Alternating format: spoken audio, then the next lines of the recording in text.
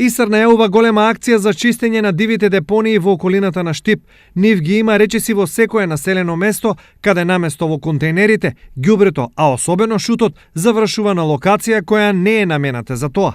Значи, тоа се случува многу често во населбите.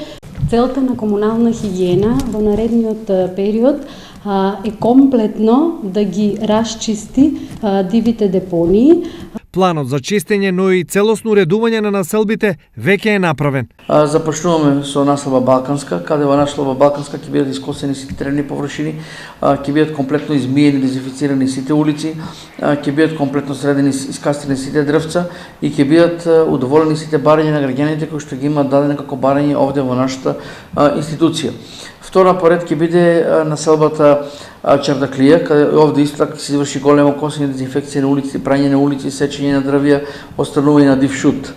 Трета населба поред ќе одиме во населбата Тричешми, комплетно ќе се среди ова населба, потоа преминуваме во населбата Караорман, во населба Железничка. Дополнително, од ИСАР апелираат да се внимава каде се фрла ѓубрето.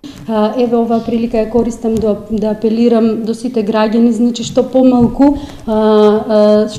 да се фрла сметот каде што не му е местото, туку тоа да се прави во соодветните садови каде што ни се ставени на сите места каде што имаме локација и отпадот да го фрлат во садовите наменети за таа цел.